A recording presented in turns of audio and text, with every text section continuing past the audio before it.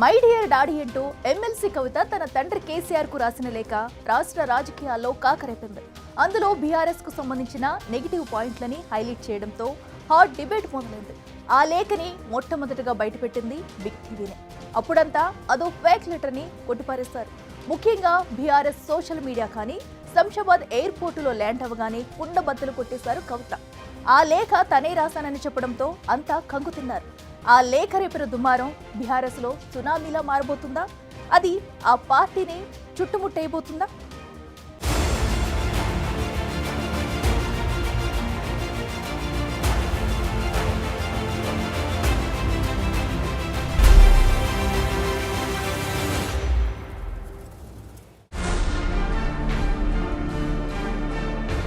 కవిత లేవనెత్తిన ప్రశ్నలకు బదులిచ్చేదెవరు? లేఖ రేపిన దుమారం సునామీలా మారబోతోందా? కవిత అంటే డాటర్ ఆఫ్ ఫైటర్ అన్నారు. మరి ఆ డాటరే ఇప్పుడు పార్టీ కోసం ఫైట్ చేస్తుంటే అంతా సైలెంట్ అయిపోయారు. ఆమె రాసిన లెటర్ లీక్ అయితే ఒక్కరు కూడా సరైన స్థాయిలో రియాక్ట్ అవ్వట్లేదు, క్లారిటీ ఇచ్చే ప్రయత్నం చేయట్లేదు.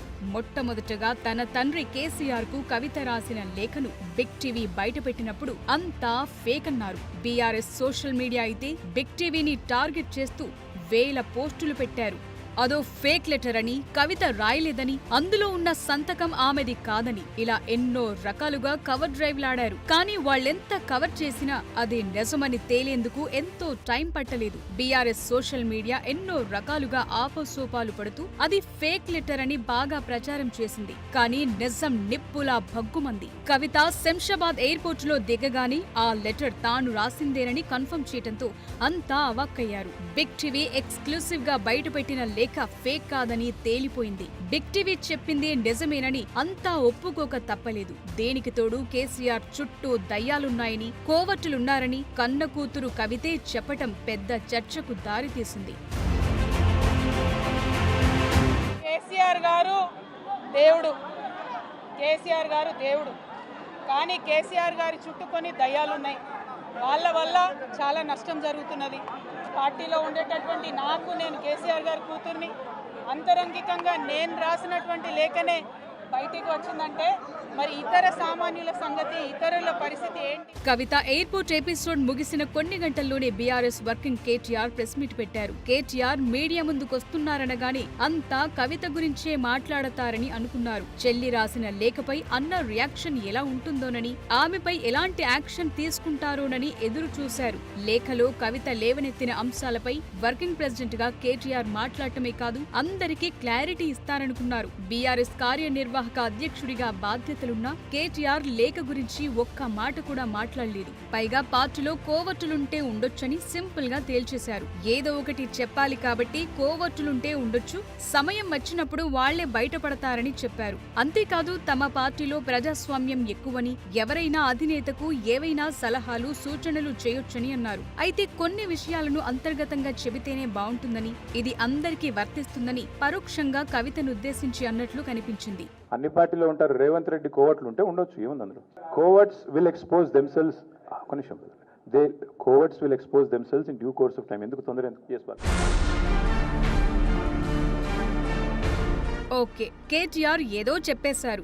ఆయన కవిత రాసిన లేఖపై ఆమె చేసిన వ్యాఖ్యలపై స్పందించడం ఆయనకు ఇష్టం లేకపోవచ్చు. ఇది వర్కింగ్ ప్రెసిడెంట్ గా ఆయన నిర్ణయమా, పార్టీ అధినేత కేసీఆర్ ఇచ్చిన డైరెక్షన్ తెలియదు గాని మొత్తానికి కవిత వ్యవహారంపై పెద్దగా రియాక్ట్ అవ్వకుండానే సైడ్ అయిపోయారు. మరి నాన్నకు రాసిన లేఖలు కవిత లేవనెత్తిన ప్రశ్నలకు బదులిచ్చేదెవరు? ఇదే ఇప్పుడు అందరిలోనూ మెదులుతోన్న బిగ్ క్వశ్చన్. ముఖ్యంగా బీఆర్ఎస్ పార్టీ నాయకులు, కార్యకర్తలను ఇది ఉక్కిరి బిక్కిరి చేస్తోంది. కవిత లేఖ రేపిన దుమారం అలాంటిది. మరి ఇప్పుడది బీఆర్ఎస్ లో ఓ సునామీలా మారబోతుందా? ఆ పార్టీని చుట్టుముట్టేస్తుందా? ఇదే ఇప్పుడు బీఆర్ఎస్ తో పాటు రాష్ట్ర రాజకీయ వర్గాల్లో నడుస్తున్న చర్చ. కవిత ఆ లేఖ తానే రాశానని చెప్పటం, కోవట్టులే లీక్ చేశారనటం, పార్టీ అధినేత చుట్టూ దయ్యాలున్నాయనటం, వర్కింగ్ ప్రెసిడెంట్ గా కేటీఆర్ కూడా స్పందించకపోవటం లాంటివి చూస్తే లేఖలో కవిత రాసిన నెగటివ్ అంశాలన్నీ నిజమేనని తెలుస్తోంది. బీఆర్ఎస్ లోని మెజార్టీ నాయకులు, కార్యకర్తల్లోనూ అంతర్గతంగా ఈ చర్చ ఎప్పటినుంచో ఉంది. దీనిపై తమ స్టైల్లో క్లారిటీ ఇచ్చి కేటీఆర్ ఫుల్ స్టాప్ పెడతారని అంతా అనుకున్నారు. కానీ అలా జరగలేదు. దాంతో నెక్స్ట్ ఏం జరగబోతోంది అనేది ఆసక్తిగా మారింది.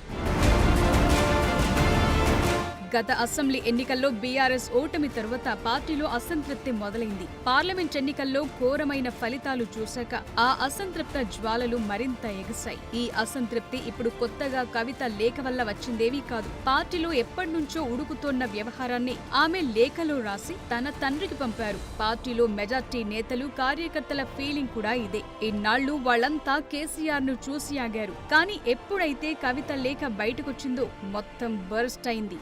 ఆవిడే ఓ అడుగు ముందుకేసి పార్టీలో కోవర్టులున్నారని, దయ్యాలున్నాయని చెప్పటంతో ఇప్పుడున్న అసంతృప్తి మరింత పెరిగే ఛాన్స్ ఉందనే చర్చలు మొదలయ్యాయి. అందువల్ల ఇప్పుడు వెంటనే బీఆర్ఎస్ కవిత లేవనెత్తిన ప్రశ్నలకు సమాధానం చెప్పాల్సిన అవసరం ఉందనే విశ్లేషణలు వినిపిస్తున్నాయి.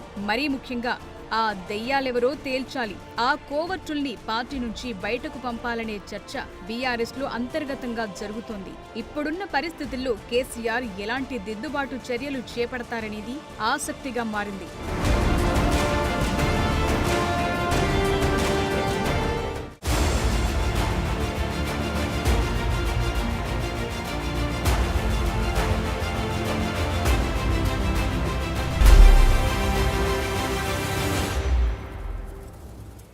కేసీఆర్ చుట్టూ దెయ్యాలున్నాయనే కవిత స్టేట్మెంట్ చెప్పి వచ్చిన తుఫాను లాంటిది. కానీ భవిష్యత్తులో గులాబీ తీరంలో రాబోయే పింక్ సునామీ గురించి ఇప్పటికైతే హెచ్చరికలేమీ లేవు. కానీ వచ్చాక చెప్పుకునే సునామీ లాంటి పరిణామాలు చాలానే ఉంటాయనే చర్చే ఇప్పుడు బీఆర్ఎస్ ని టెన్షన్ పెడుతుంది. అసలు కవిత అలా ఎందుకన్నారు? ఆవిడని ఇబ్బంది పెట్టిన వాళ్ళెవరు? పార్టీలో కన్న కూతురికి ఇంత అన్యాయం జరుగుతుంటే అసలు కేసీఆర్ ఎందుకు రియాక్ట్ కావట్లేదు?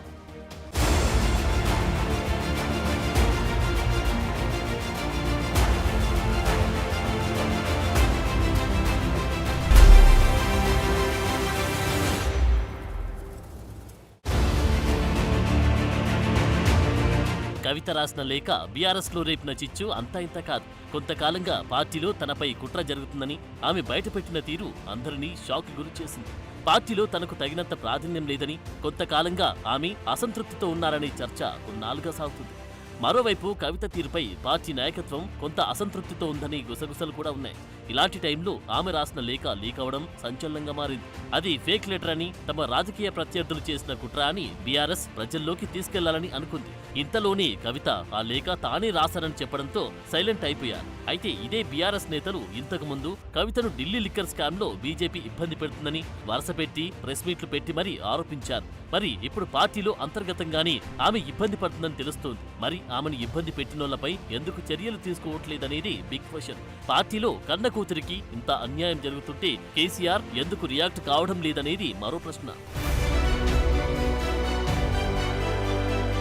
ఇక కేసీఆర్ దేవుడని, ఆయన చుట్టూ దయ్యాలున్నాయని కవిత చెప్పడం మరింత కలకలం రేపింది. దాంతో ఇప్పుడు కేసీఆర్ చుట్టూ ఉన్న దయ్యాలెవరో తేల్చాలనే చర్చ జోరుగా నడుస్తోంది. నిజానికి కేసీఆర్ చుట్టూ ఓ కోటరి ఉన్న మాట వాస్తవం.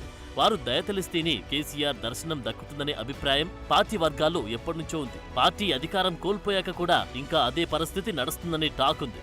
ఇప్పుడు అదే కోటరి వల్ల తనకు, తన తండ్రి కేసీఆర్ కు మధ్య దూరం పెరిగిందనే భావనలో ఆమె ఉన్నారనే చర్చ నడుస్తోంది. అయితే పార్టీలో కవిత దూకుడుకు చెక్ పెట్టేందుకే ఈ లేఖను లీక్ చేశారనే వాదనలు కూడా వినిపిస్తున్నాయి. గతంలో పార్టీలో సంక్షోభాలు నెలకొన్న సమయంలో ప్రతిపక్షాలను, ప్రత్యర్థుల పని అను, తెలంగాణ ద్రోహులను, ఢిల్లీ వాళ్లను ఇతరులపై నెపం నెట్టి ఆ సంక్షోభం నుంచి బయటపడే ప్రయత్నం చేసింది బీఆర్ఎస్ హైకమాండ్. ఇప్పుడు ఆ పరిస్థితి లేదు. కన్న కూతురు కవితే కేసీఆర్ చుట్టూ దయ్యాలున్నాయని చెప్పడంతో ఇతరులపై తోసేందుకు వీలు లేకుండా పోయింది. దాంతో కవిత వ్యవహారం బీఆర్ఎస్ అధిష్టానానికి మింగుడు పాడడం లేదు. దాంతో ఈ వ్యవహారాన్ని ఎలా డీల్ చేస్తారన్నది కూడా ఇప్పుడు ఆసక్తిగా మారింది. కవిత ఎపిసోడ్తో పార్టీలోని రాజకీయ పరిణామాలు ఎటు దారితీస్తాయి, బీఆర్ఎస్ లో చీలికలు ఏర్పడతాయా అన్న కోణంలోనూ పార్టీలో అంతర్గతంగా తీవ్ర చర్చ మొదలైంది. పార్టీలో నెలకొన్న సమస్యల్ని మాత్రమే అధినేత కేసీఆర్ దృష్టికి తీసుకెళ్లాలని, అందులో తన వ్యక్తిగత ఎజెండా ఏమీ లేదని కవిత ప్రకటించారు. ఇదే సమయంలో తమ నాయకుడు కేసీఆర్ అని కూడా నొక్కి చెప్పారు. మరి కవితకు మద్దతుగా గులాబీ పార్టీ నేతల్లో ఎంతమంది ఆమె వైపు నిలుస్తారు అన్నది కూడా ఇంట్రెస్టింగ్ గా మారింది. పార్టీలోని అంతర్గత సమస్యల్ని మాత్రమే కవిత కేసీఆర్ దృష్టికి తీసుకెళ్లారా, మరేదైనా కోణముందా అన్న దానిపైన బీఆర్ఎస్ శ్రేణుల్లో చర్చ జరుగుతుంది. గతంలో బీఆర్ఎస్ లో కీలకంగా వ్యవహరించిన కొందరు నేతల మాదిరిగానే కవిత కూడా పార్టీని వీడి ఇతర పార్టీలో చేరుతారా అన్న దానిపైన చర్చ నడుస్తోంది. ఎందుకంటే కొంతకాలంగా పార్టీలో తనకు ప్రాధాన్యం దక్కకపోవడంపై కవిత తీవ్ర అసంతృప్తితో ఉన్నట్లు ప్రచారం జరుగుతుంది. అందుకు తగ్గట్లుగానే సామాజిక తెలంగాణ సాధించలేకపోయామని, 10 ఏళ్లు అధికారంలో ఉన్న భూమిలేని పేదలకు ఏమి చేయలేకపోయామని చెప్పడం పెద్ద చర్చకే దారితీసింది. మరోవైపు తనపై కొందరు పనిగట్టుకుని దుష్ప్రచారం చేస్తున్నారని మీడియా చిట్చాట్లో చెప్పారు. తనను బాధ పెడితే టైం వచ్చినప్పుడు అన్ని బయటకు వస్తాయని ముందే సూచించారు. ఈ పరిణామాలన్నిటిని చూశాక బీఆర్ఎస్ లో అసలైన ముసలం ముందుందనే చర్చ మొదలైంది. ఇక గులాబీ దళపతికి కవిత రాసిన లేఖపై ఇప్పటి వరకు పార్టీ నుంచి ఎలాంటి స్పందన లేదు. కేటీఆర్ కూడా కవిత వ్యవహారంపై పెద్దగా స్పందించేందుకు ఇష్టపడలేదు, ఖండించలేదు. ఈ అంశంపై బీఆర్ఎస్ నేతలు కూడా ఎవరు మాట్లాడలేదు. దాంతో ప్రస్తుత పరిణామాలు ఎంతవరకు దారితీస్తాయో వేచి చూసి ఆ తర్వాత కేసీఆర్ సూచన మేరకు స్పందించాలనే ఆలోచనతో బీఆర్ఎస్ నాయకత్వం ఉన్నట్టు తెలుస్తోంది. కానీ కవిత లేఖ వ్యవహారం మాత్రం ఖచ్చితంగా బీఆర్ఎస్ ని ఇబ్బంది పెడుతుందనే టాక్ మాత్రం పార్టీలో అంతర్గతంగా వినిపిస్తోంది. ఈ వ్యవహారాన్ని సామరస్యంగా పరిష్కరించుకోకపోతే మరింత నష్టం తప్పదనే చర్చ గులాబీ వర్గాల్లో నడుస్తోంది.